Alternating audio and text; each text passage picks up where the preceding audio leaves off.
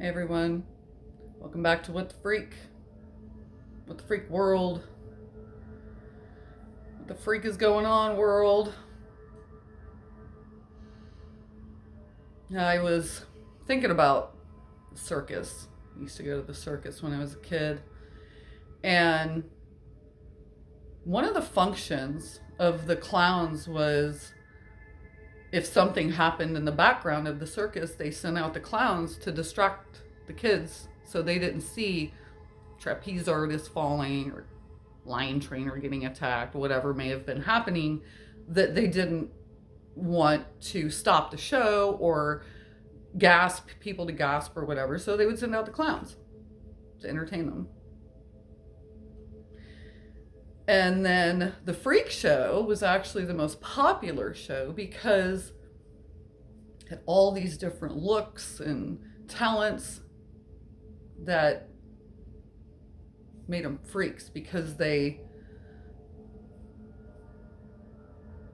were their authentic self. They were just being themselves and sharing their gifts.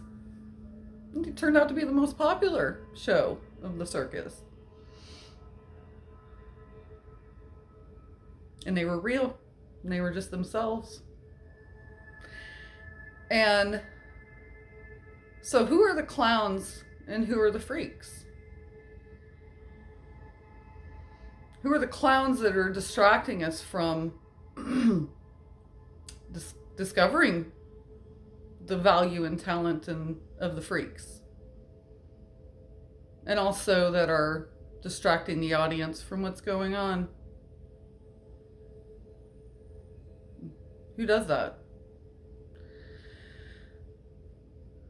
So who's an easy way to tell is who's masking and who's being their authentic self.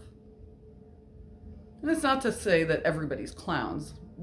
Most of the population is simply in patterns. And I realized for me, it took the being real, the friends and the people being real with me who actually had my best interests at heart to wake up to what I was doing, how I was behaving, how I was reacting, how I was treating them. Because it was just normal for me. It was just normal.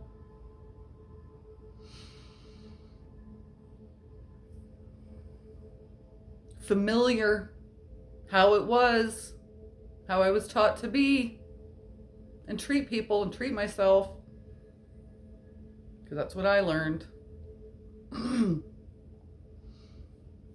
And I was miserable and I was stressed and I distracted myself with whatever coping mechanism I could get at the time to deal with it.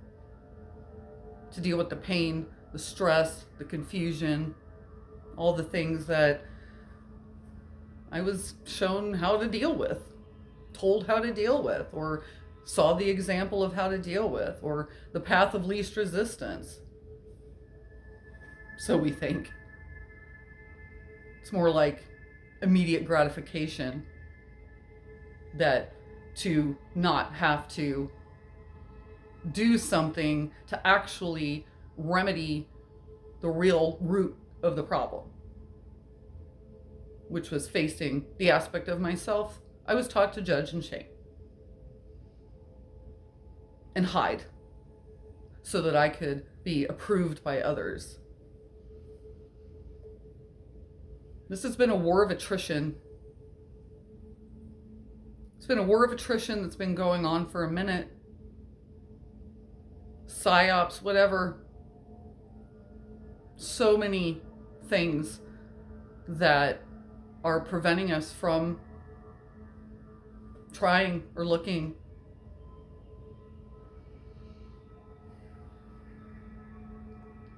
And so we continue to stay in these patterns. And, George Carlin, a friend of mine, shared with me, George Carlin said, the reason they call it an American dream is because you have to be asleep to believe it. What does that mean? What do you think he was talking about? Well, my journey, because of the abuse, because of how I was feeling, and having a scholarship torn up, and I really ended up not taking a path that most took. I ended up taking a very different path because I wanted answers to some deeper questions. Because I was looking at people living the American dream, and they weren't happy. They were miserable too. So they didn't clearly have the answers. The educational system certainly didn't have the answers I was looking for. And so just fumbling through, looking, while at the same time in these patterns, and doing what I could to find out why and how to get out of it. Not even realizing at the time I was in patterns, at the same time having enough people that I could tell, even though they were being real with me and it wasn't what I wanted to hear, I could tell they were sharing it for my best interest. They weren't, the reason I was pushing it away for a while, and they had to share with me multiple 2x4s to the face, they had to share with me for me to wake up, is because I had been taught to be shamed and judged for making mistakes.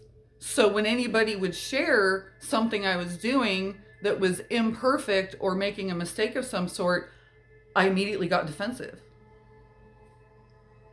and shut them out and wouldn't listen to what they were saying because I was done being attacked. I was done feeling the shame and the shit I was already feeling on my own unconsciously. And it was like adding more weight to me until I have had friends that I could tell, I could feel had my best interests. I didn't know it right away. They were patient. They were kind and considerate of me, which gave me that safety and that safe space for me to feel I could listen and take in what they said and consider it and reflect on it and be like, oh, I didn't realize I was doing that. Because I was just doing what I was taught and told how to be, what's real and true.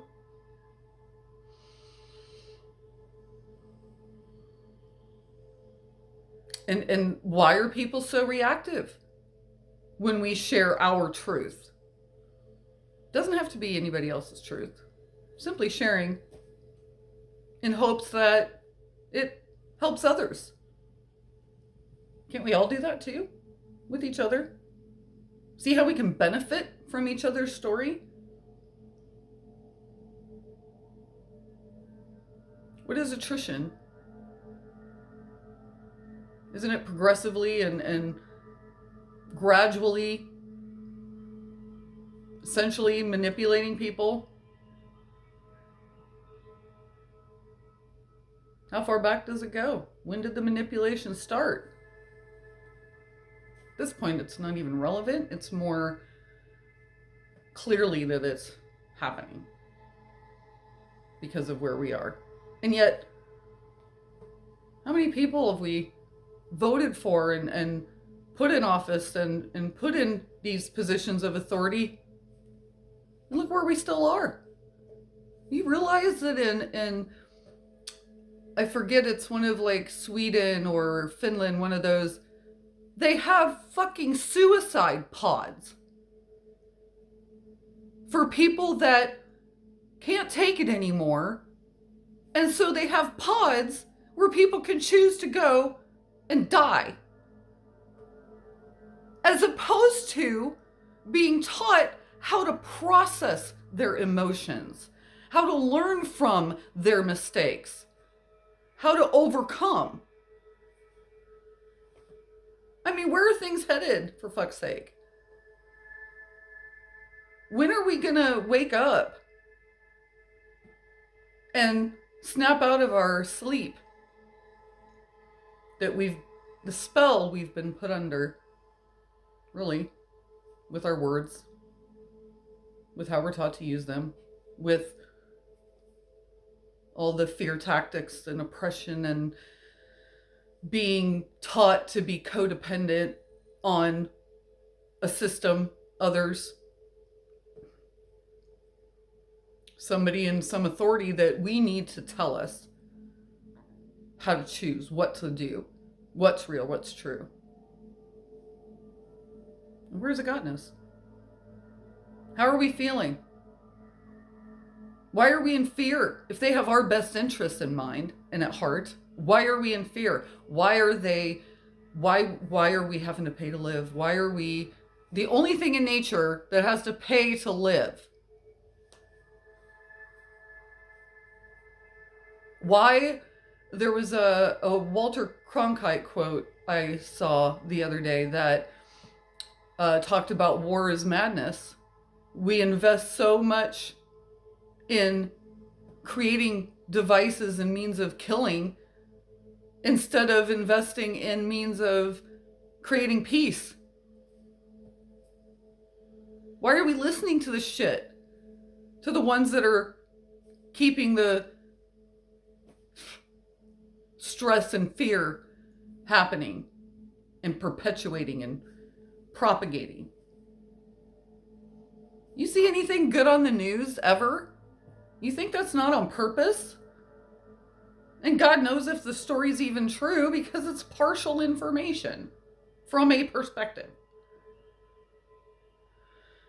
And the interesting thing about my journey, it led me to wanting to meet people, wanting to see for myself. I'm from the show me state. So I wanted to see. I didn't want to just something read in a book or pay attention on the internet.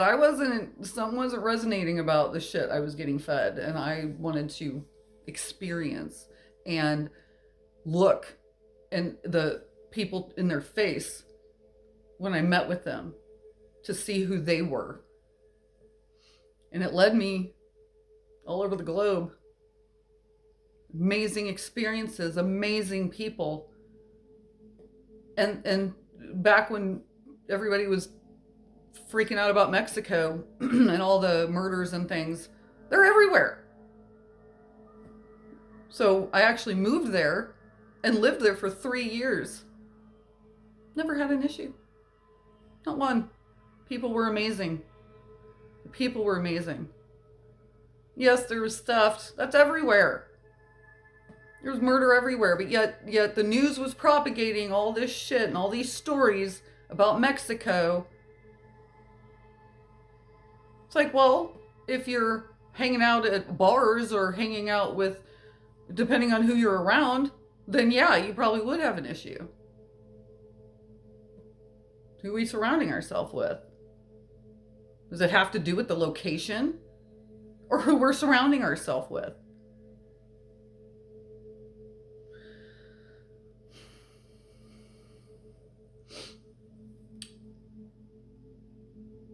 Why indeed? Why indeed are we believing and feeling the way we are? Why are we struggling if our best interests are really what is in mind?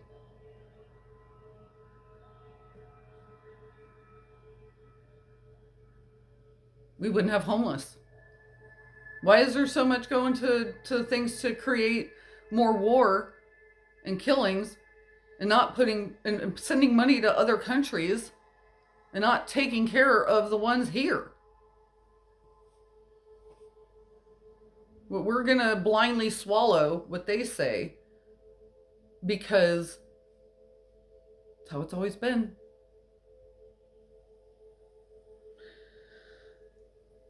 They serve a purpose, sure.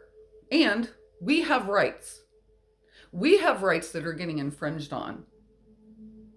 Our free will being one of them. A big part of it, actually. A huge part of it is our free will. and right to choose for ourselves what we want to experience. And it is for nobody else to judge or say what that is for anybody else. And it's just keeping the division going and keeping us stressed out, honestly, because we're so busy scrambling about what everybody else is doing and what else is going on, to keep us from looking at our own feelings and considering our own lives and relationships and environment. Because then we might ask questions. Well, when your environment was already hell,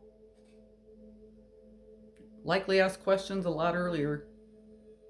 If our immediate environment wasn't hell, we likely didn't question, had no reason to question. And that's why I realized the deeper the hell, the higher the heaven. Because we're always trying to attain and acquire things to fill a void, or because that's what we're told success is having a bunch of stuff that's keeping us locked down to where we can't go and experience. Because we're too busy paying off and getting in debt to attain some level of whatever we've been told success is. And then missing out on, and then kept in fear, so that we're not exploring and traveling and experiencing what's maybe really going on. All over the world, everywhere I went was amazing. Every people I came across, amazing. And we're sitting there holding judgments about things we've never even experienced and can't possibly know. Yet we judge as though we know.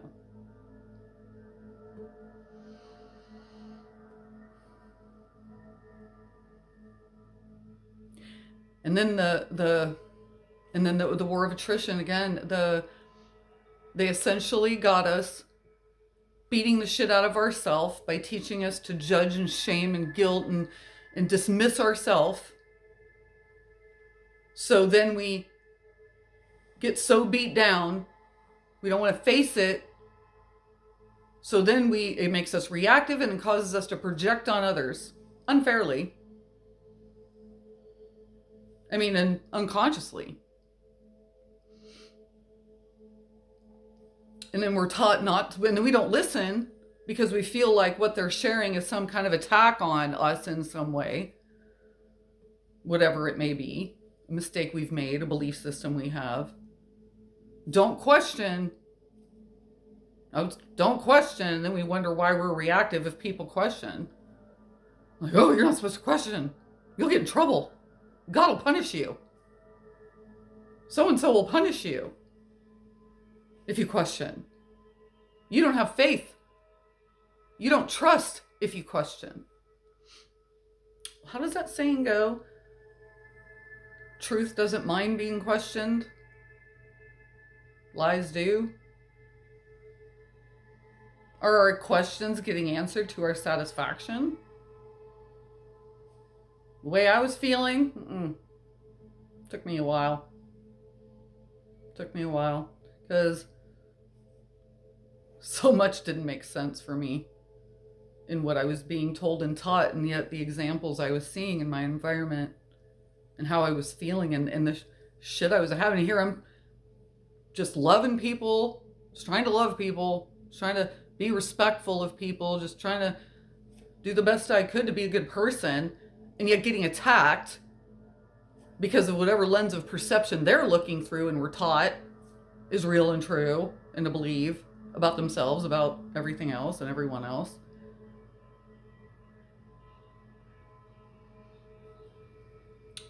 And that's where the victim mentality comes in. What kind of spell are we under? What have we been taught in our language? How to use it? The power of it. Why is narrative trying to be controlled? Attempted to be controlled in so many platforms?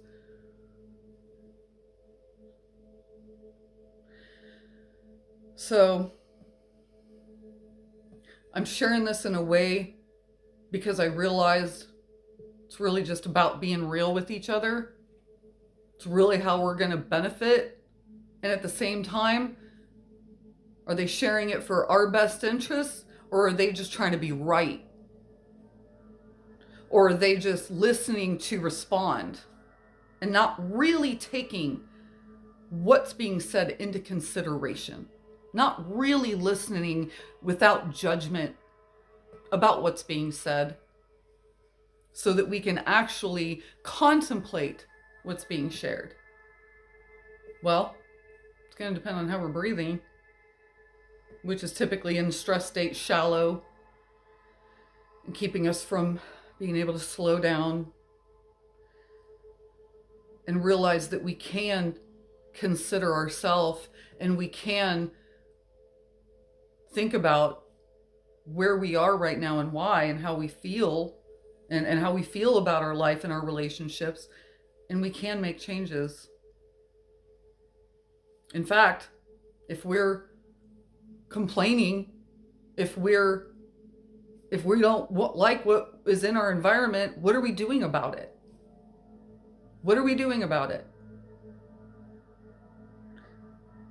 If we're complaining then and we're just keeping in that pattern of complaining and yet not taking action to do something about it and then expecting something to change, that's called insanity. That's the definition of insanity. Yet we're taught those language patterns, which keeps us in those other patterns, the victim patterns. And then we can change that. Simply changing our language can change it to victor pattern. It'll shift our focus to, okay, what options do I have? What choices can I make? Why am I feeling this way? Why am I thinking this way? Why am I believing this way? Where is it coming from? What solutions are there to what I'm going through and dealing with right now? What options and solutions are there? That's how you can actually do something about the situation versus focusing on the problem and just staying focused on the problem and complaining about the problem and then nothing really ever getting done about the problem. And then we wonder why we're where we're at. Why we're stuck. Why nothing seems to get better. We've been taught to expect outcomes. We've been taught to other people will fix our problems for us. I need to rely on other people to fix my shit. And taught to be codependent.